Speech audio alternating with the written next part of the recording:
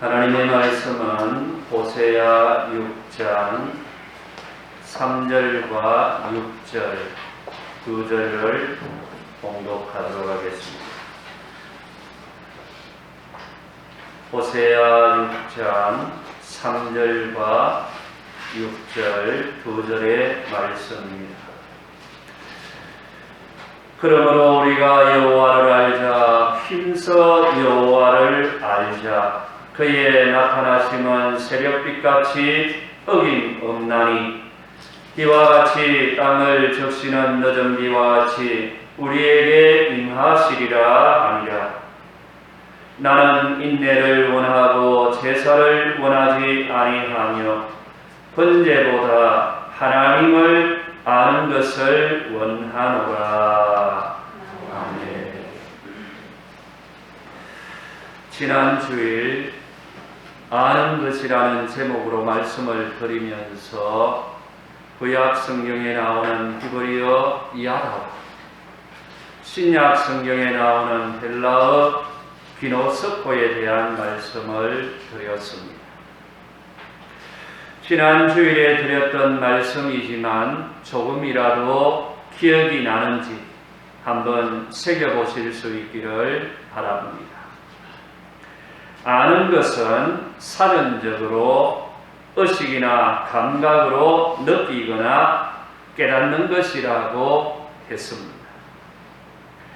그러나 성경에서 아는 것은 이보다 더 깊이 자세하게 말하고 있습니다. 성경에서 말하는 알은 지식적으로 아는 것은 물론이고 특별히 주관적이며 체험적이며 경험적인 알므로 알기 위해서 배우는 것, 알기 위해 배움에 동참하는 것, 배워서 이해하고 깨닫고 확신하는 것, 사귐으로 알게 되는 것, 이러한 모든 것이 포함됩니다.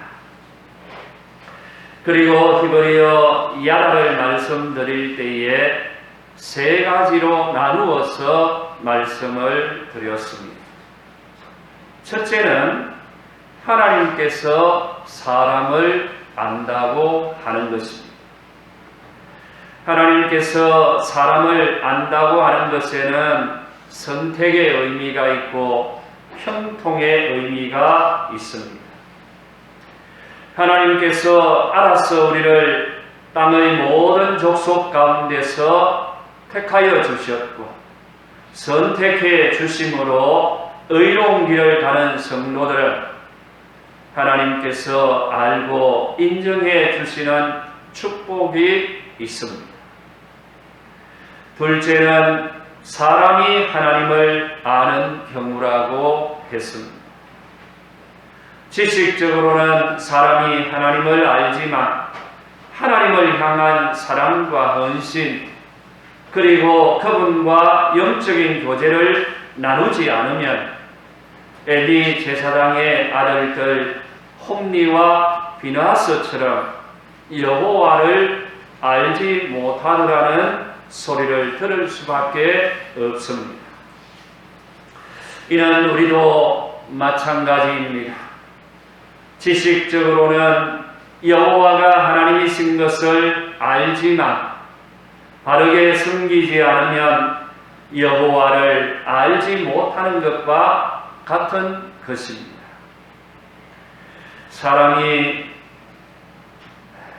우리 모두는 하나님을 더욱 깊이 있게 알아야 하겠습니다. 그리고 세 번째로는 사람이 사람을 아는 것입니다. 사람이 사람을 아는 경우는 부부간의 동침이 아는 것이라고 말씀을 드리면서 이도 단순한 지식적인 알미 아니고 전인격적인 교통과 사랑을 의미하는 것이라고 말씀을 드렸습니다. 그런데 사람은 알다가도 잘 모릅니다. 하지만 분명한 것은 하나님께서 우리를 아는 데는 의견이 없습니다. 하나님께서는 우리를 너무나도 분명하고 확실하게 잘 알기 때문입니다.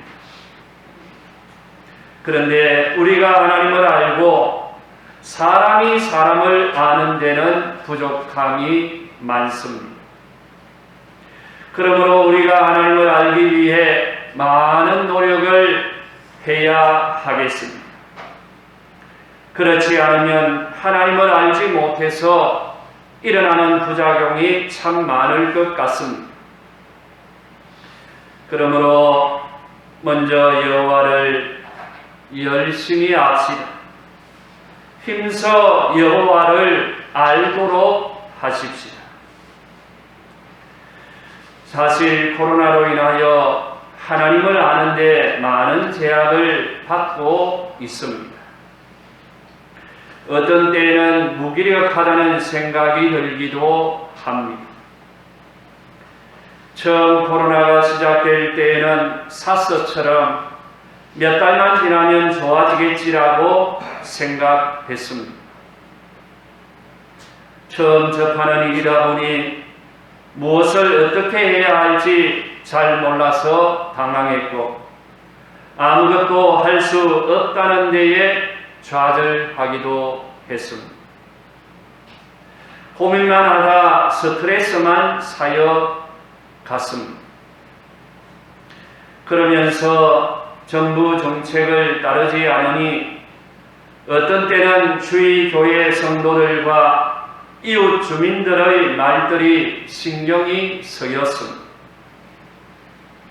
우리 교회가 예배를 드리면 저 아래 강화중앙교회는 예배를 드리지 않는데 왜 성덕교회는 이런 와중에 예배를 드리느냐고 하면서 항의성 말을 하는 사람들도 있었습니다. 이웃과 성도들을 의식하지 않을 수 없었습니다. 우왕좌왕하던 중에 시간이 지나면서 조금씩 적응하게 되었습니다. 하지만 빠른 시일 내에 회복을 기도하면서도 적지 않은 부담만 가지고 있었던 것이 사실입니다. 이렇게 제 마음이 혼동된 상태이기도 했습니다. 우리 성도들 가운데 어떤 분은 가정에서 예배를 드리고 기도를 하니 집중이 잘 안 되고 기도도 잘 안 된다고 했습니다. 훈련이 되어 있지 않다 보니 그럴 수밖에 없겠지요. 하지만 몇몇 특별한 분들 외에는 모두가 비슷한 처지였을 것입니다. 그동안 잘 드리던 수요 예배와 새벽 예배도 드리다 못 드리다를 반복하였는데 아직도 4단계이지만 이제 조금 완화가 되었으니 다시 시작하려고 합니다. 함께해 주시면 감사하겠습니다. 사실 코로나 확진자의 수가 좀 많아지고 단계가 올라가면 조심해서 그런지 성도들이 스스로 교회를 나오지 않았습니다. 꼭 예배에 나올 만한 분들도 출석하지 않았습니다. 이러다 보니 괜히 교인들에게 부담만 드리는가 싶고 나오시라고 말할 수도 없어서 4단계에서는 쉬게 되었습니다. 그런데 이러한 것이 오래 지속되다 보니 우리의 열심이 식어졌지 않을까 염려까지 됩니다. 실제적으로 예배 드리는 날이 되어도 그날이 수요일인지 깜빡했다는 것. 그런가 하면 코로나로 인하여 교회 학교 예배도 교육부 봉사도 찬양대 봉사도 주반 봉사도 할 수 없었습니다. 처음에는 이상하다 싶더니 이것도 점차 익숙해져 버렸고 이제는 봉사하라면 과연 잘할까? 어쩌면 하기가 힘들 것 같다는 생각이 들기도 했습니다. 이러한 생각이 저만의 생각이면 참 좋겠습니다. 사실 저도 여러분들도 코로나로 인하여 지칠 대로 지쳐있고 또 많이 나태하고 게을러져 버렸다는 생각이 듭니다. 이로 인하여 부작용도 서서히 나타나고 있습니다. 그대로 있을 수만은 없지요. 그러기에 다시 일어서야 하겠습니다. 함께 힘을 내어야겠습니다. 다시금 모여서 예배를 드리고 기도하고 방안을 강구하고 방향을 찾아 나가도록 하십시오. 이제 회복을 위해 우리 모두가 함께 노력해야 할 시간이 온 것 같습니다. 이제 정부에서도 위드 코로나를 많이 말하고 있습니다. 코로나와 함께 살아야 합니다. 그렇다고 하면 다시 열심을 내어야 하겠습니다. 저도 열심을 내도록 하겠습니다. 다시 회복시켜 보도록 하십시오. 정부의 방침을 100% 준수하기는 어렵지만 그래도 따르면서 방법을 찾아 나가보도록 하십시오. 이런 일은 일어나지 않겠지만 또 일어나서도 안 되겠지만 혹 교회에서 돌파 감염이나 확진자가 나와서 자가 격리를 당하고 잠깐 문을 닫는 일이 있다 할지라도 회복을 위해 다시 시작해 보도록 하십시오. 그래서 이번 주일부터 새벽 예배와 수요 예배를 다시 시작하겠습니다. 적은 인원이 나와도 4단계가 지속이 되어도 위드 코로나 시대로 생각을 하고 계속하겠습니다. 오랫동안 쉬었는데 우리의 몸과 마음이 쉽게 반응하지 않을 것입니다. 젖술에 배부를 수 없는 것처럼 다시금 꾸준히 열심히 노력해 보겠습니다. 그러면 변화가 일어나리라고 생각을 합니다. 우리 성도들도 여기에 함께 협력해 주시기를 바랍니다. 교회학교는 교사 간담회를 거쳐 점차적으로 시작하도록 하겠습니다. 그동안 우리 선생님들은 학생들과 교제하고 대화의 시간을 좀 가져주시기를 바랍니다. 그리고 좋은 방안도 강구하여 간담회를 통해 말씀해 주시면 고맙겠습니다. 혹 간담회 날짜와 시간의 조정 그리고 협의가 필요한 경우에는 각 부장님들께서 말씀해 주시면 고맙겠습니다. 이제 오늘 읽었던 본문 말씀을 중심해서 하나님의 말씀을 상고해 보도록 하겠습니다.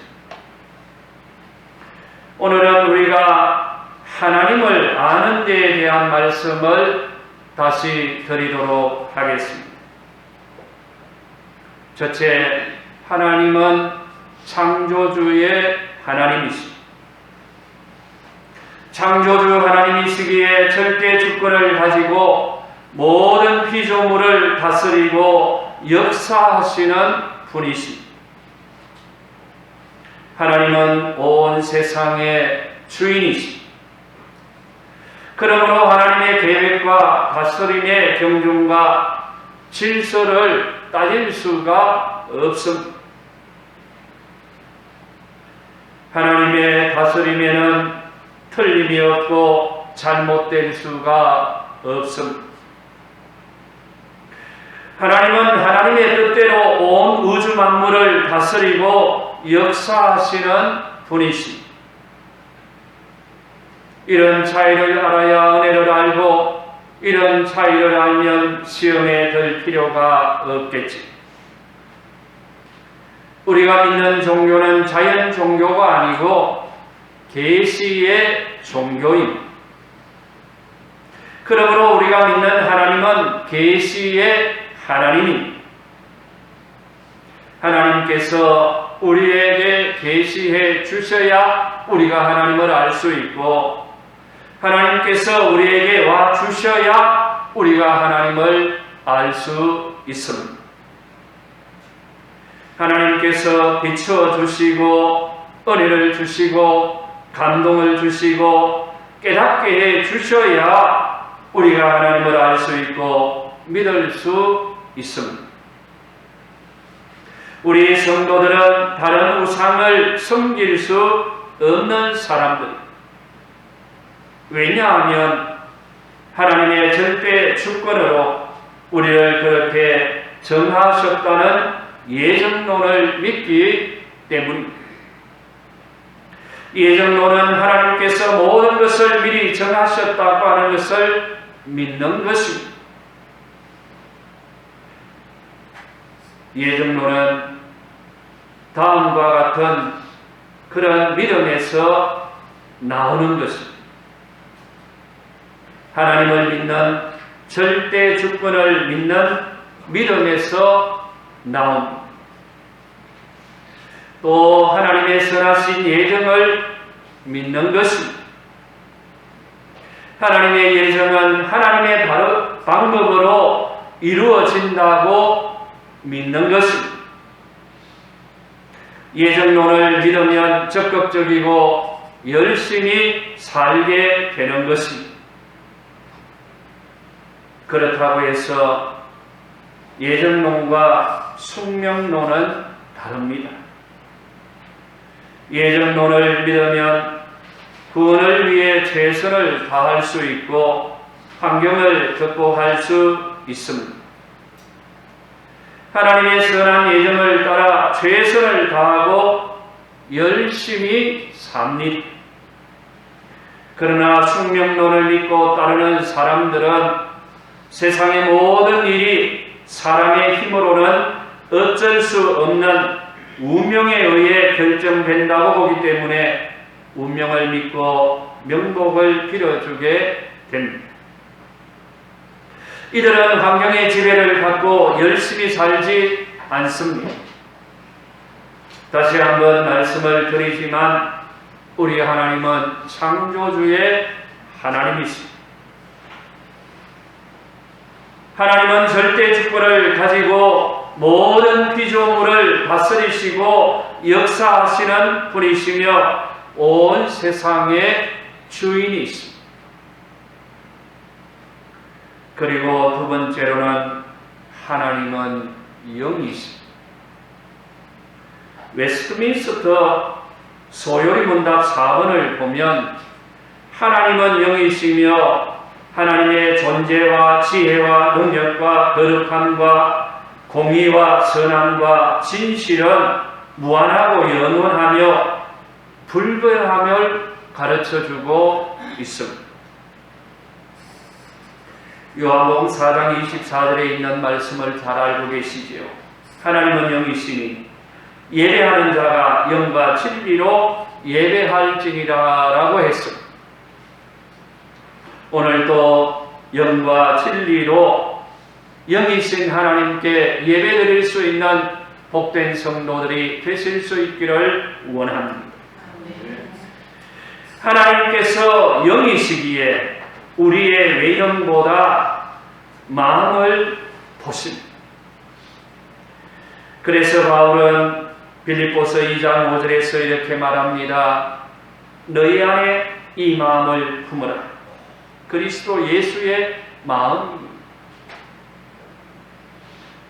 우리가 예수의 마음을 품으면 영이신 하나님을 더욱더 깊이 있게 알게 될 것입니다. 하나님께서는 영이시기에 용모와 진장을 별로 보지 않습니다. 1절에 있는 말씀을 보면 하나님께서는 사울을 버리고 다윗을 택하실 때 사무엘을 통하여 이런 말씀을 하고 있습니다. 그의 용모와 키를 보지 말라. 내가 이미 그를 버렸노라. 내가 보는 것은 사람과 같지 아니하니 사람은 외모를 보거니와 나 여호와는 중심을 보시느니라 하시더라고 했습니다. 그러므로 우리 성도들은 하나님의 마음에 드는 영적인 신앙생활을 할 수 있기를 바랍니다. 마음과 영적인 것은 보이지 않으므로 평가할 수 없고 사사로이 판단할 수 없지. 또 물질적이거나 외형적인 업적으로 신앙생활을 했어도 아니 될 것입니다. 더 나아가서는 세속적인 기준으로 신앙생활을 했어도 아니 되고 이러한 것으로 평가하거나 경쟁해서도 아니 되겠습니다. 우리는 성령 안에서 진리 안에서 믿음 생활을 해야 하겠습니다. 하나님을 바로 알고 믿어야 하겠습니다. 거짓되고 악한 방법으로 신앙생활하면 아니 되겠습니다. 왜냐하면 하나님은 영이시기 때문에 우리의 모든 생각과 우리의 모든 것을 다 아시기 때문입니다. 마지막 세 번째로는 하나님은 사랑이십니다. 하나님은 거룩하신 분으로 그분의 사랑은 우리와 다릅니다. 우리의 사랑과 차원이 완전히 다릅니다. 사랑의 크기가 다르고 넓이가 다르고 높이가 다르고 깊이가 다르고 방법이 다릅니다. 하나님은 우리가 사랑할 수 없는 사랑도 사랑할 수 있습니다. 죄보다 은혜와 사랑이 더 크기 때문입니다.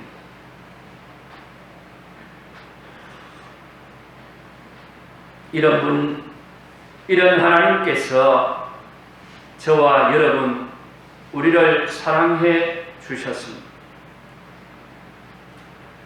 우리가 먼저 하나님을 사랑한 것이 아니라 하나님께서 우리를 먼저 사랑하셔서 찾아와 주셨고 죄 없다 하시고 구원해 주셨습니다.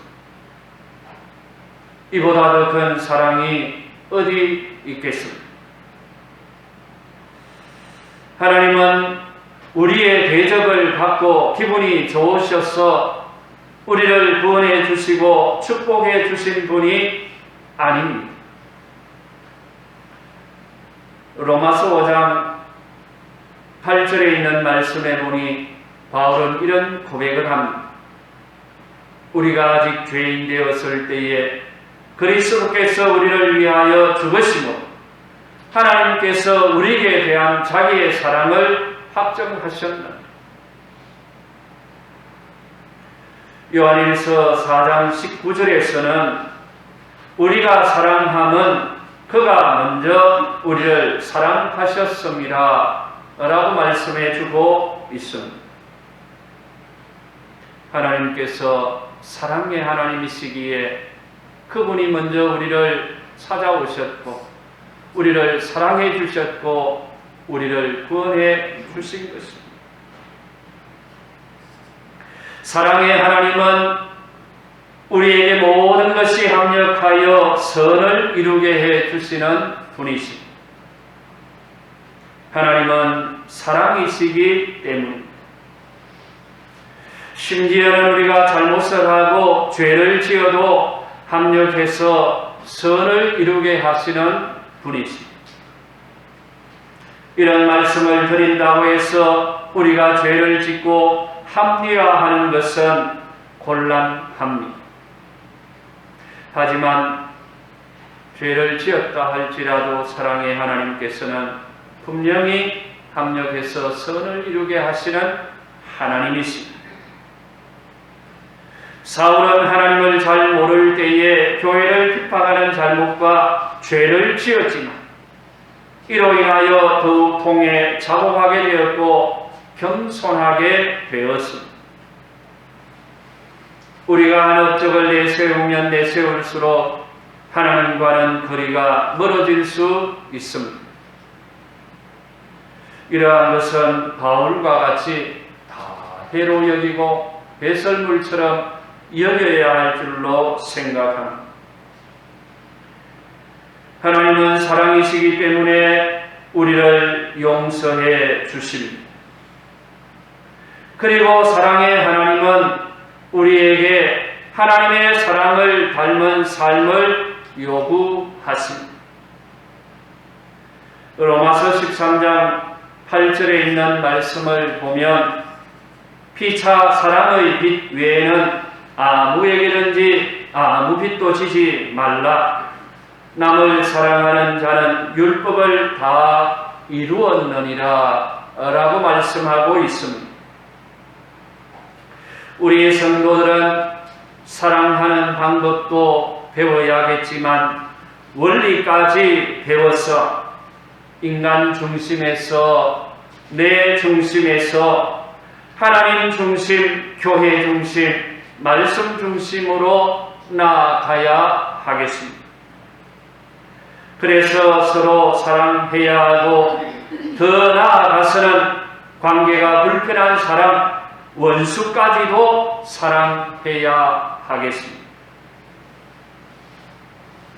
그러면 하나님께서 자신을 우리에게 어떻게 알려주실까요? 먼저 기록된 성경을 통해서 하나님이 하나님 되심을 알려주고 있습니다. 뿐만 아니라 하나님의 독생성자 예수 그리스도를 통해서 우리에게 알려주십니다. 그러므로 성도들은 성경을 통해서 하나님을 알고 믿고 구원의 길을 갈 수 있습니다. 그러다 보니 성경을 많이 읽어야 하고 배워야 하고 들어야 하고 묵상해야 하는 것입니다. 우리 성도들 가운데는 성경의 중요함을 알기에 성경을 쓰는 분들도 참 많습니다. 성경을 알면 하나님을 알게 되고 올바른 신앙생활과 축복의 길을 알 수 있는 것입니다. 성경을 알면 하나님의 섭리와 계획을 알 수 있습니다. 그리고 두 번째로는 자연을 통해서도 하나님은 우리에게 하나님이 하나님 되심을 알려주고 있습니다. 우리는 자연 계시를 통해서 하나님이 계신다는 사실을 알 수 있고 하나님의 섭리를 부분적으로 알 수 있습니다. 물론 자연과학과 사회과학, 예술, 스포츠 등 수많은 채널을 통해서도 부분적으로 알 수 있습니다. 그러나 하나님의 본질적인 모습과 구원의 길, 구원의 의미 등은 알 수 없습니다. 이는 성경을 통해서만, 주님을 통해서만 확실하게 알려주시고 보여주신 것입니다. 그리고 마지막 세 번째로는 개인적인 계시로도 알려주십니다. 성경을 보면 꿈이나 환상으로도 직접 알려주십니다. 성령님의 역사나 은사나 감동으로도 알려주십니다. 뿐만 아니라 다른 사람의 계시를 통해서도 알려주실 때가 있습니다. 그러나 모든 계시는 성경의 가르침과 맞아야 하는 것입니다. 우리 성도들은 이러한 모든 말씀을 기초하고 참고해서 되도록이면 하나님을 많이 아는 데에 힘쓸 수 있기를 원합니다. 스스로 알기가 힘이 들면 함께하는 가운데서 하나님을 알기가 더 수월함도 깨달을 수 있기를 원합니다. 하나님을 바로 알고 하나님께서 원하시는 것이 무엇인지를 알고 행하면 하나님께 복을 받고 사랑받는 성도가 될 줄로 믿습니다. 바라기는 우리 성도교회 온 성도들이 하나님을 알므로 하나님의 더 큰 사랑을 받을 수 있는 복된 성도들이 될 수 있기를 주의 이름으로 축복합니다. 기도하겠습니다. 우리가 하나님을 안다고 하지만은 사실 아는 것이 너무 없고 부족함을 고백하지 않을 수 없습니다. 하나님 앞에 서는 그날까지 하나님을 더 알기 위해, 더 힘써 알기 위해 애쓰고 노력할 수 있는 저희들이 되어 더 복된 인생을 살아갈 수 있는 모든 성도들 되어지게 해 주시옵소서. 예수님의 이름으로 기도드립니다. 아멘.